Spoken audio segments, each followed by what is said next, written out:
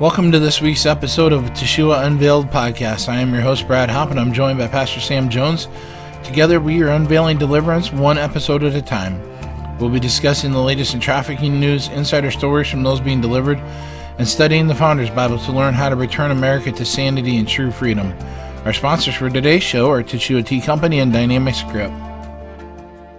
Hi guys, I'm Brad with Teshuah Unveiled, and welcome to our show. This is my friend Pastor Sam Jones, and as always, welcome.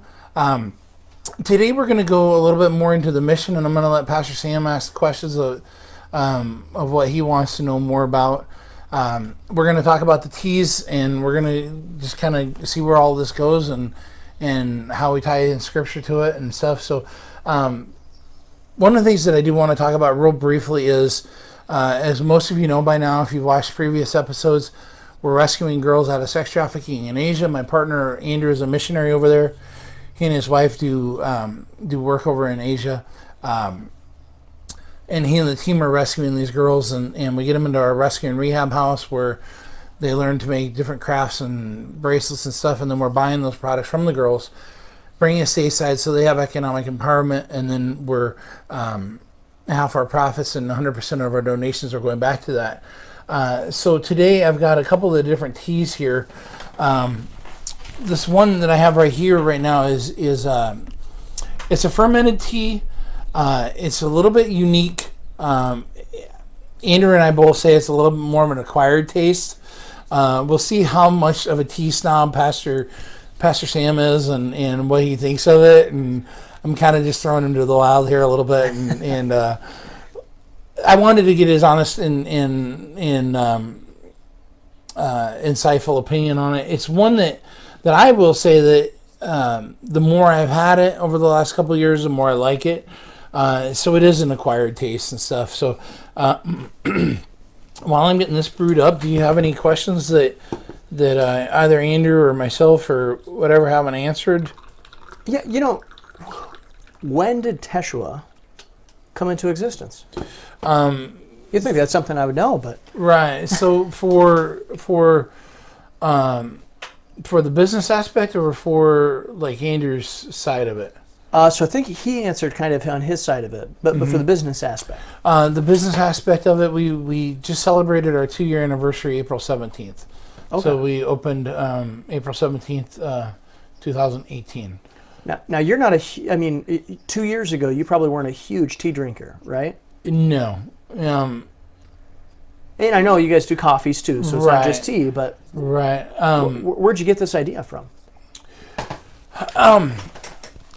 When I first was looking at starting this, I really wanted to be able to have something that I could assist Andrew, and I was seeing the bracelets that the girls were making and stuff, and I wanted to get off the road and be able to be at home and more full time and stuff, and so I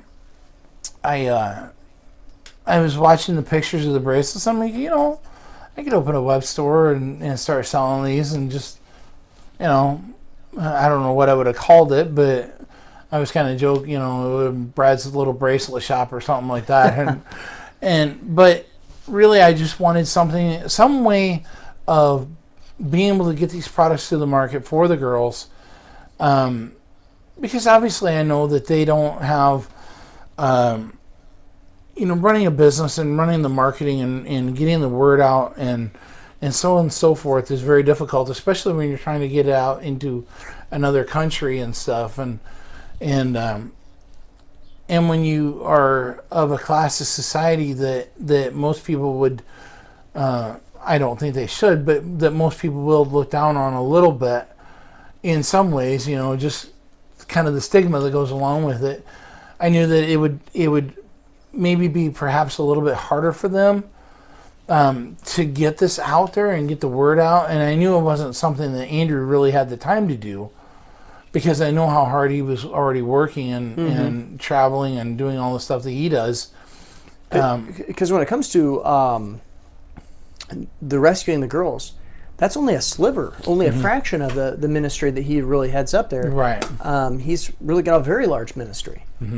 And so that's something to remember too. But sorry. No. He has 36 people that work for his ministry in Asia, either as pastors or whatever.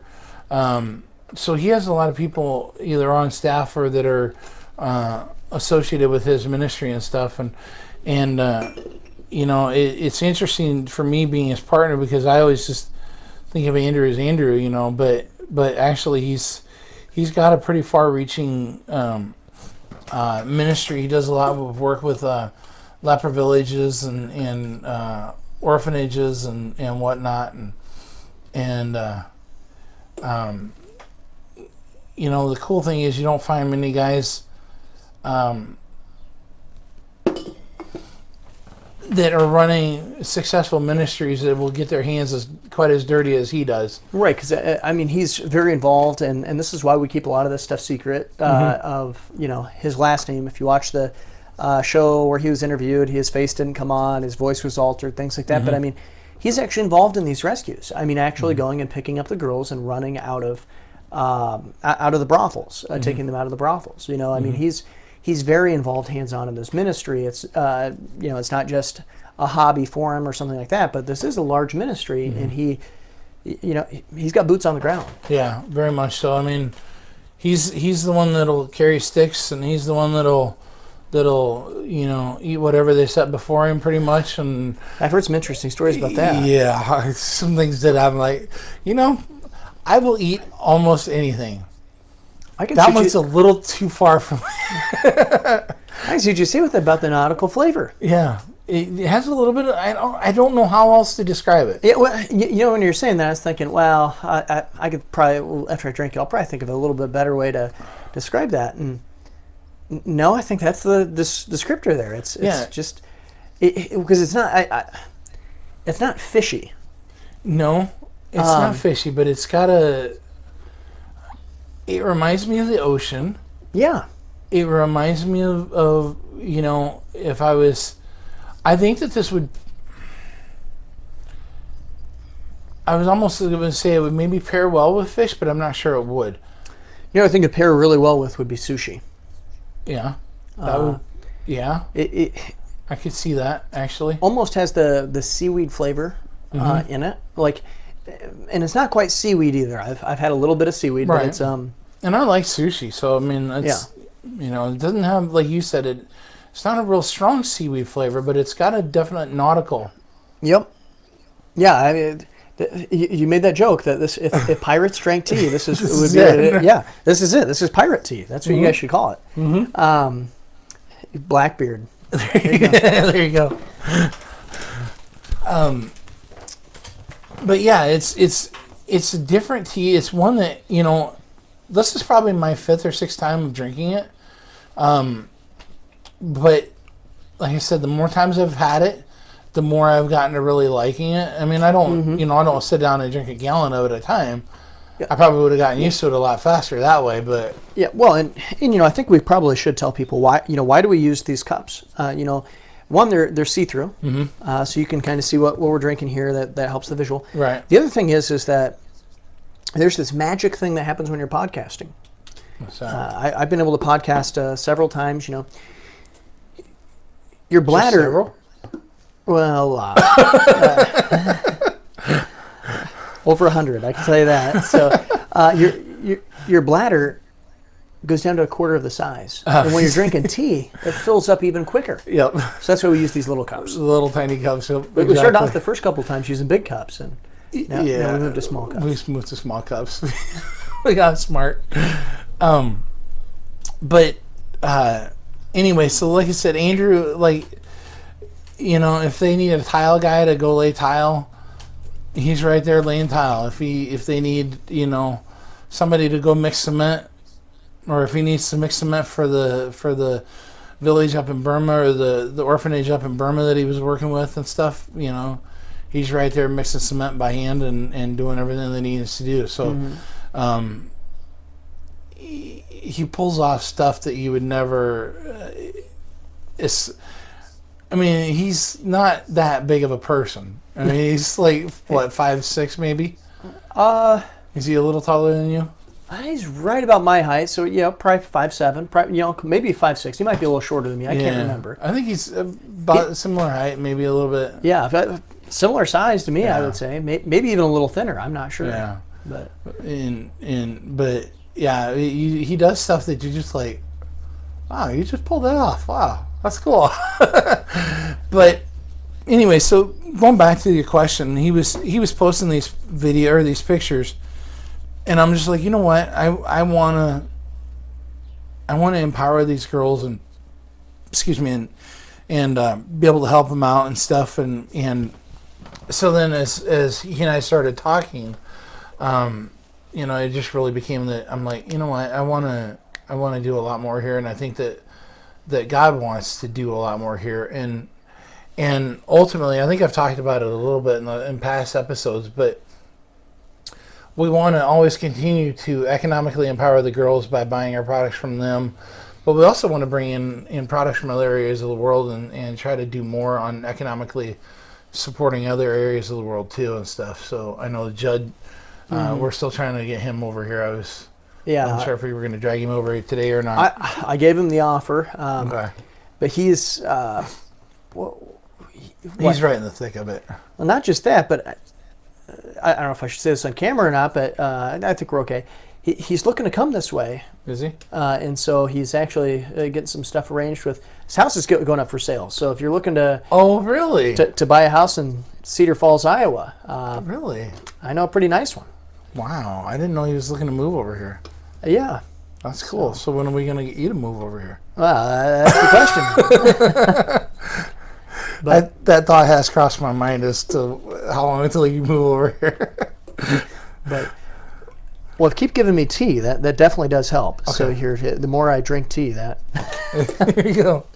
But no, when we, with him hopefully coming this way, is what it's looking like anyway. Mm-hmm. Hopefully he'll be able to come on maybe a little bit more often because. The ministry Equipping the Persecuted. Actually, I've got a story from Equipping the Persecuted. If you're okay with me telling. Yes. Because it's an incredible story. Just one of those wow stories. Okay.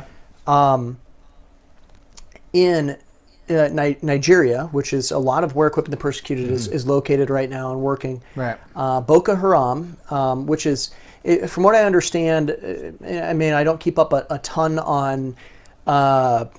Muslim extremist groups, politics, but from what I understand, they've basically been taken over by ISIS. So, they were bad before, now they're really bad, kind of a thing. They were bad before, now they have a fetish with chopping people's heads off, not just shooting and burning them and killing people, but executing now too. And they went and they attacked a village in Nigeria. And, like I said here, I'm not associated with this ministry. I'm a supporter of the ministry, but so I don't know the names and stuff, but I heard the story. There they are. They burn down this village and they burn the crops. They go and they put gasoline on the crops that they can't burn, things like that, which will kill the crops, essentially. They went and they burnt down the church that was there. In this place. Well, Equipping the Persecuted, they've got a team on the ground in Nigeria, and so what did they do? They got the support here that was needed, and that's really what Judd facilitates, is that he goes and he raises the support. He goes and he connects the people together, and Judd goes and puts his feet on the ground too. Coronavirus has kept him from going there. Right. This year, he had his tickets bought, and literally the week of coronavirus that it hit, he was planning on leaving. I think that hit on a Tuesday. He was planning on leaving the next Monday.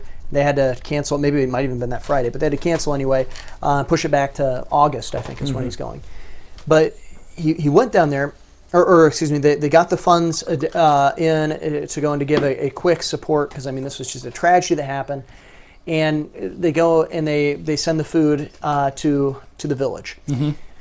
Well, then they also sent the supplies to rebuild the church building, which the pastor, and you'll appreciate this, Brad, the pastor was just weeping, because he says, a lot of people, we've seen supportive food before. America's given us food, but they don't give us supplies for the church building. They don't care about that. We've always had to do that ourselves.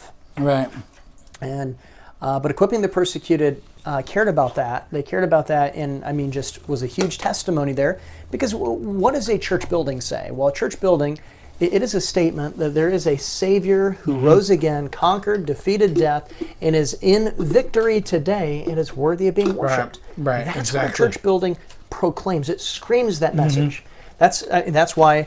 If it didn't scream that message, Muslims wouldn't have burnt it down, because they'd have much rather taken that nice building for themselves.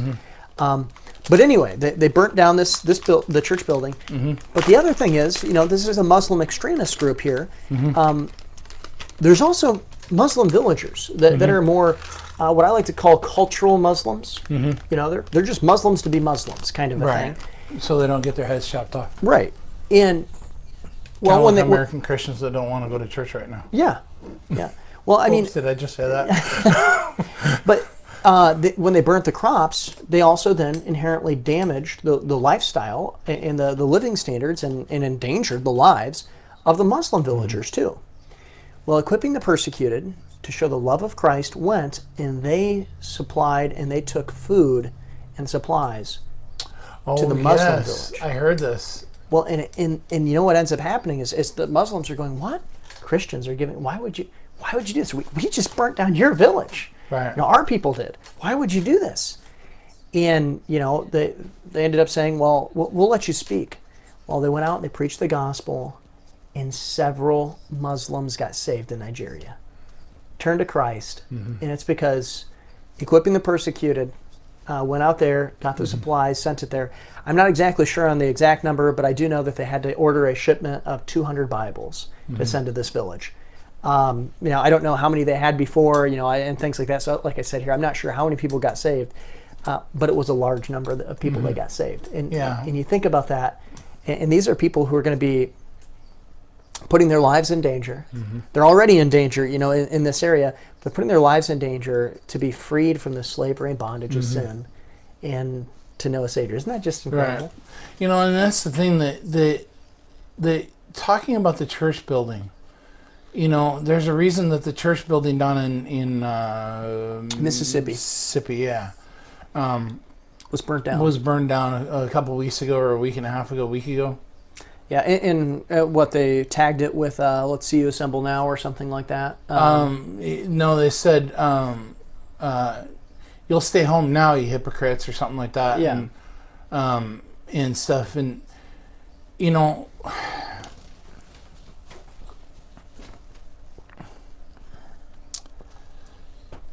if we go back and we look at the early believers,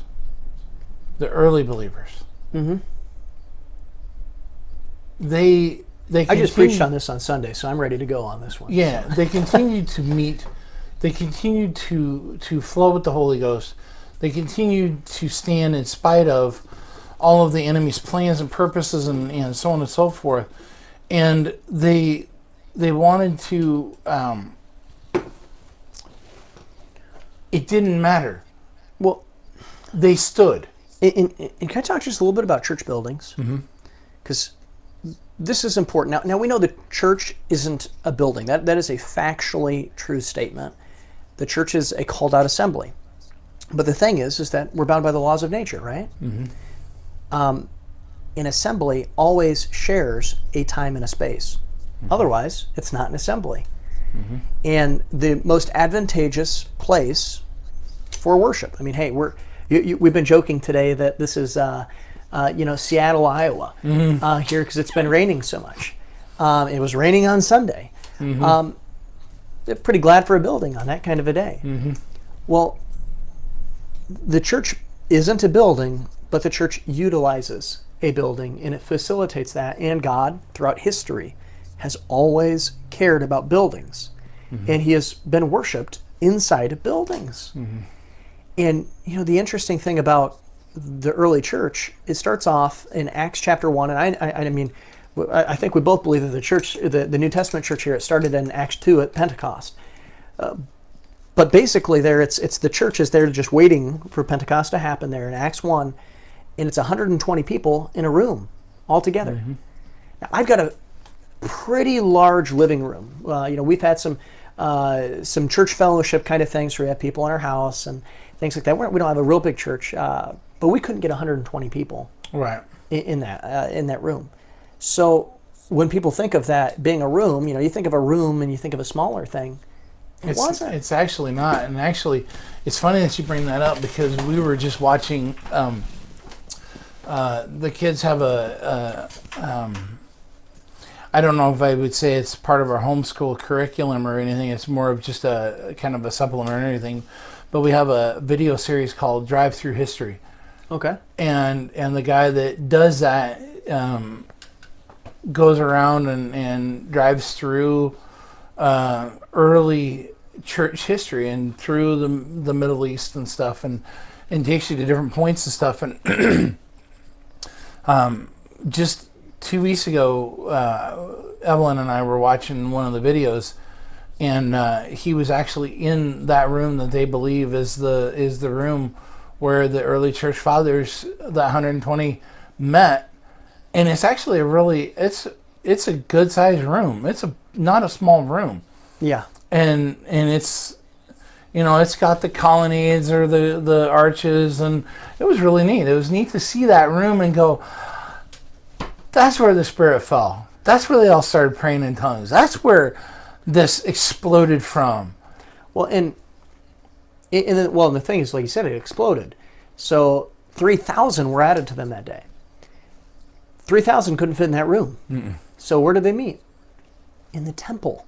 Mm-hmm. It says they continued daily in the temple, right, and from house to house. Right. Now, what does this mean here? Well, the temple was big enough to hold 3,000 people. Mm-hmm. Okay, you could have, at least in the vicinity there, it's a very large structure. You could have that kind of a thing.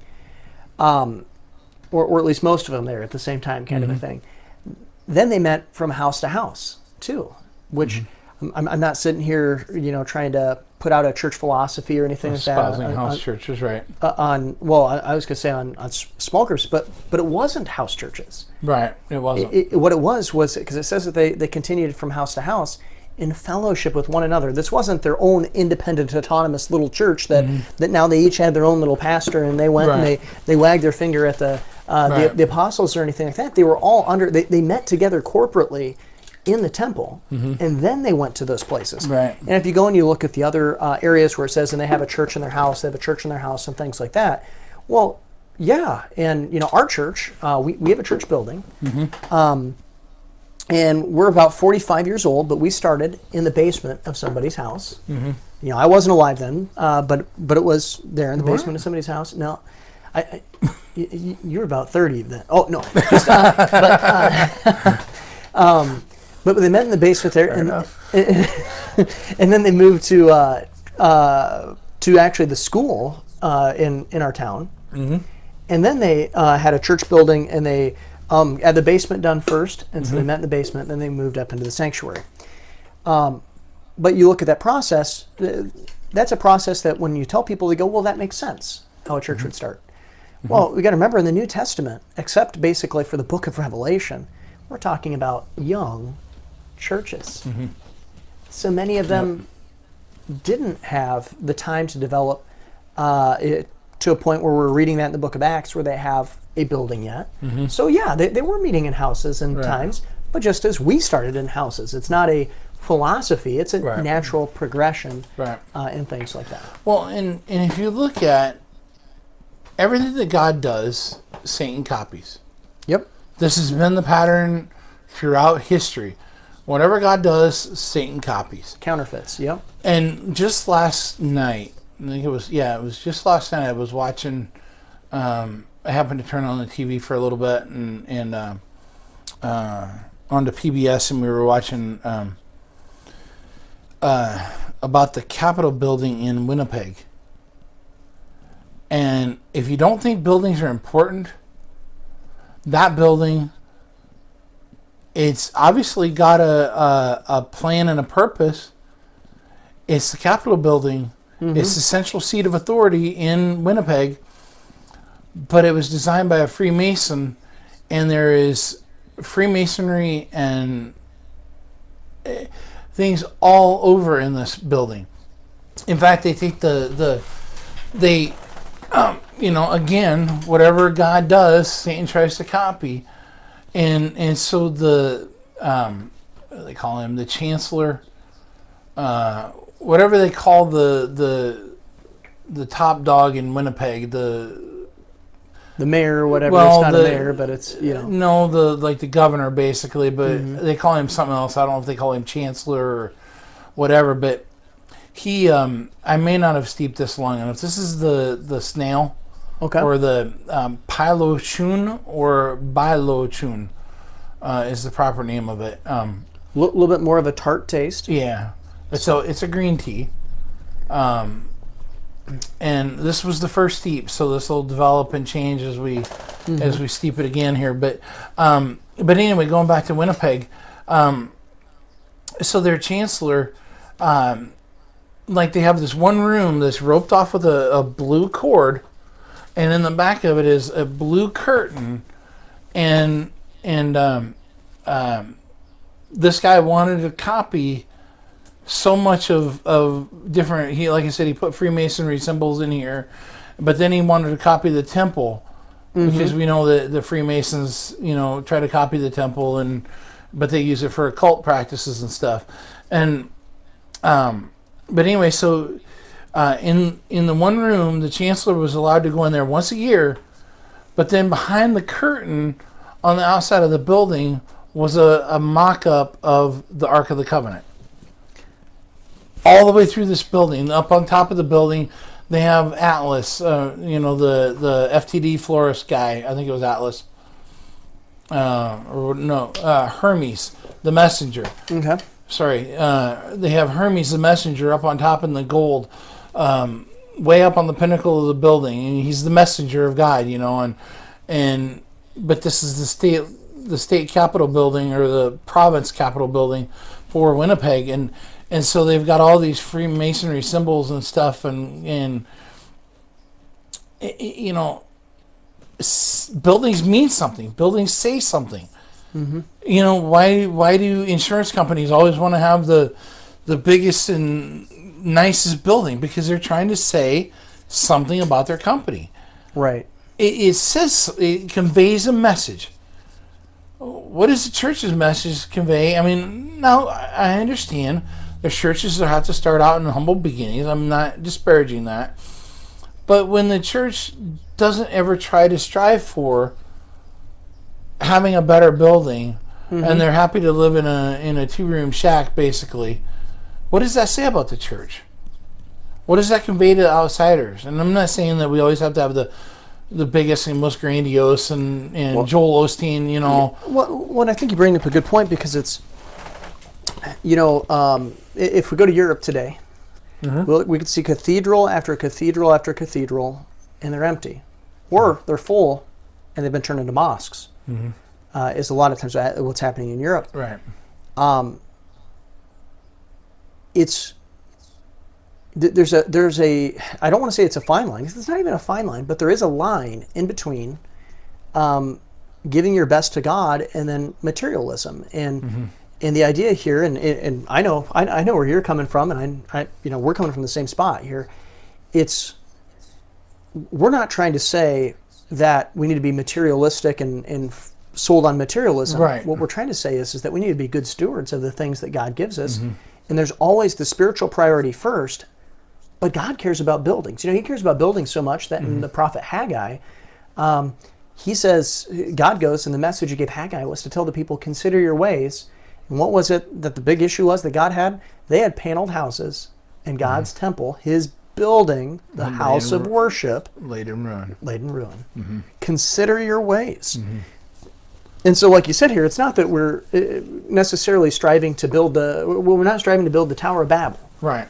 But it's that idea of buildings are important, and they do have that, and that's important for people to realize.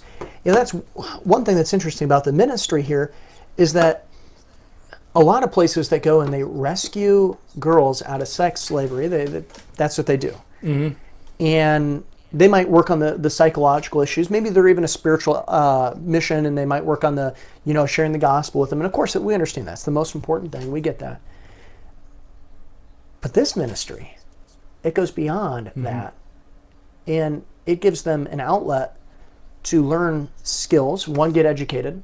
The second thing is to learn skills like how to make tea so that they can make a living. And there have been a few girls who have gone and are successful now. It takes some time because a lot of these girls are really, really young, like 12, 13 years old. But what if they didn't learn this financial income? Where's a high likelihood where they would end up? It's going to be recidivism. They're going to go right back to where they came from. Right. And part of that goes back to the fact that A, I have no skills, but B, it also goes back to if we don't take care of the mental and psychological issues, I'm not worth anything, so I might as well. What the heck? I mean, it doesn't, and this goes back to what we were talking about in the previous episode, where the psychological damage is caused to children through premarital, early adolescence sexual encounters. It does so much damage because they're not mentally ready for it, and it creates confusion. It creates, it's just untold damage. But when you damage the seed you're not just damaging that seed, you're damaging the seed of the future generations. Like you said, they're an oak tree. I can think of a lady that I know, and I won't say how I know her or anything else, but knowing her family history, her mom was maybe not I don't know if there was any physical abuse. I can't say that one way or the other, but I know that there was mental and emotional abuse, and there was negligence, and there was neglectfulness and ignoring and whatever else. And this lady now, she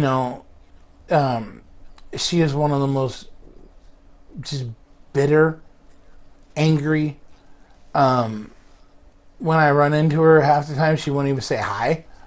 Type people that you will ever meet. She just can't get along with anybody, and it's just because of the damage. But what's that going to do to her next generation and to the generation after? If that generational cycle is not broken, it just goes on and on and on. And I really think that this ties back to what we were talking about in the last episode, where we were talking about, or I think it was the last episode, it might have been in a previous episode. Yeah, might have been in episode 10. I don't remember when we were talking about it today. But how just left my brain. How the generational, unless that thing is broken, that generational cycle is broken, it's just going to. We were talking about that article that I read earlier today about how even atheists are starting to come out and say, look, if we don't preserve Christianity, the West is doomed. Our culture of the West is doomed because Christianity is the foundation of Western civilization. Right. Because before Western civilization came along, before that foundation of Christianity came along, you had barbarians. I mean, these guys would literally sacrifice their children to the god Molech, and they would put them on an altar.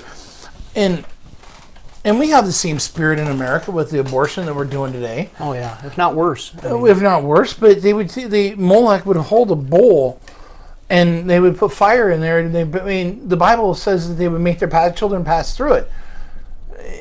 That doesn't. I think that the definition on that word "pass" is not that they would make them pass through it like we're passing through Mobile, Iowa, or passing through Lawton, Iowa.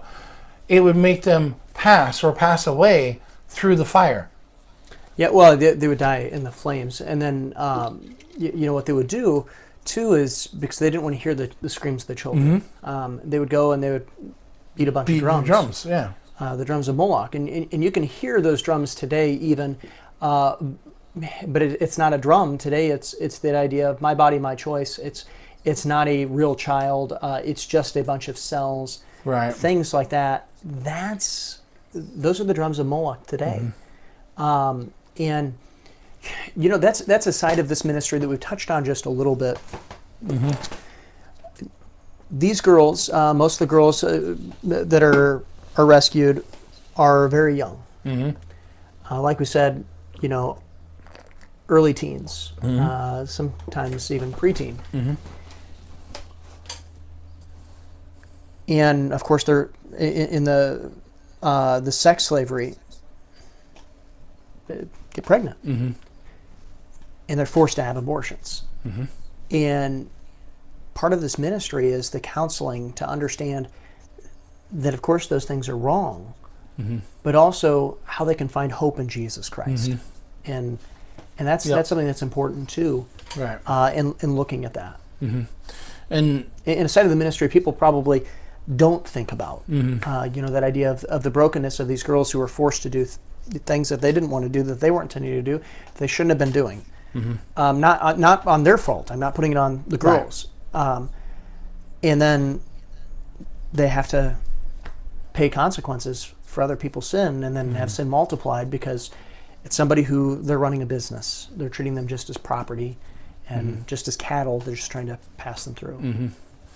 And that's the biggest thing is how do we restore, and how do we how are we sitting on time? We've got just a few more minutes here. Okay. Anyway, you were asking, or I had set you up for asking questions earlier. Do you have any other questions that maybe we haven't really discussed about Teshuah and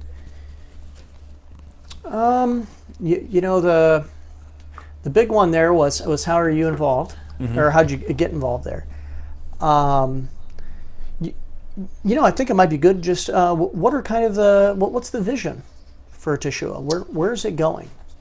Really, we've already hit on Judd's Hall and with equipping the persecuted and stuff. Really, what I want to see happen with Teshuah is to be able to partner up with other groups, and we're doing it with our friend Charlie, who works in Thailand, which is where we get our coffee from. I don't negotiate with Charlie. I just say, what do you want? And he's getting it straight from his people. So actually, we're buying it direct from his people. And so they've been able to, through that, they've been able to triple that Hound's annual income by selling coffee and stuff. And so, like equipping the persecuted, we're trying to find ways that we can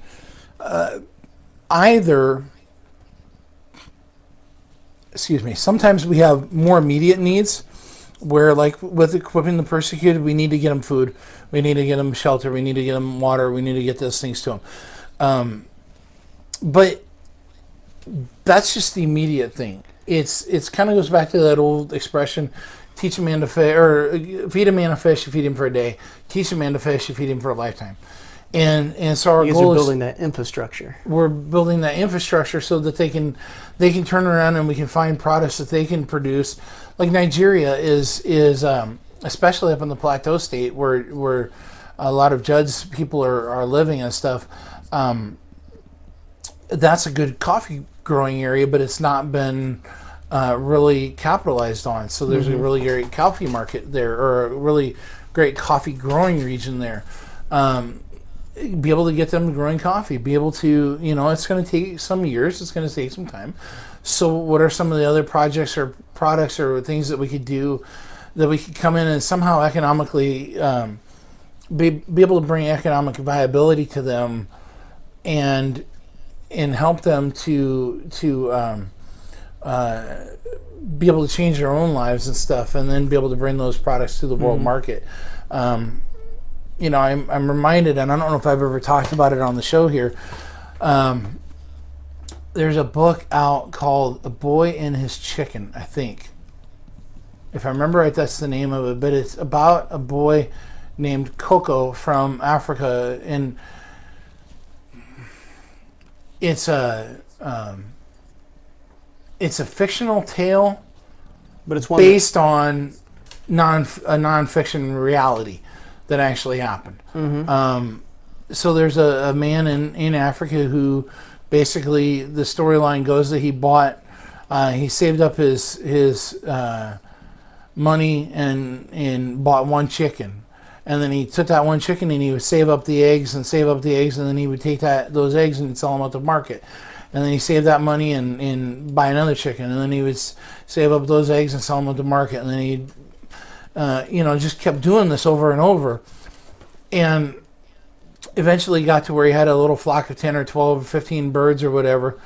And then he was able to buy school clothes, and he was able to get educated and so on and so forth. Then he just kept working on his chicken flock and kept buying more chickens. And then he had the opportunity to buy like a whole flock of them, and was able to secure a loan and get a whole flock of chickens. And then he kept building and kept building and kept building, and pretty soon he was employing people from the neighborhood and employing family members, and pretty soon, and I'm not 100% positive, but it might have been in Kenya, and pretty soon he had an impact on the entire nation. Yeah, on the entire nation, and so that's the thing, we have the Operation Heifer is another group that I'm familiar with, and I appreciate what they do. They'll take goats or heifers or whatever in, and they'll teach the people how to raise them, and then they will give them on loan essentially the starter animals, and then they say, okay, but now when you have some animals and you built your flock a little bit, give us back the starter animals, and we'll take those over and give them to somebody else, and so that principle of being able to economically empower people goes to just like what the Christian brothers and sisters did there in Nigeria, where they're able to take food to the Muslims, and the Muslims are like, "Why are you doing this for me?" Well, what opens the door for the gospel, and in the areas that a lot of this ministry is happening, it needs a door like that. There's something like that to open up the door. But the thing that I think is just vital is that everything that happens, of course, it's pointing towards the gospel, but it's teaching the principles of the Bible to set people free. Because the Bible contains all that pertains to life and godliness. And so it's building that character, but I think we're just about out of time. I think we're out of time here. Well, and so anyway, we'll end there for today, but thank you very much for coming on and listening to the podcast. I did this on the last episode, but I will say it again. Please like and subscribe and comment and share. Google looks at that stuff, and it really does help us. If nothing else, if you can't buy products or whatever, fine. At least like and share and comment and do that stuff, because it really does help us get noticed on the Google search. I'm working really hard to get our SEO, search engine optimization, all that kind of stuff up there, so we can rank up on the Google search for tea companies, not only in Iowa but also nationwide. I want to try to get us up to where we're when people are searching for tea, we're actually one of the first ones that they see on the top of the page. And there's no reason that a Christian-run business that's trying to do what we are doing shouldn't be ranking up there. So like and subscribe. I appreciate it, and have a blessed day. Thank you. Today's show has been brought to you by Teshuah Tea Company and Dynamic Script. You've been listening to Teshuah Unveiled on the Unresolved Podcast Network.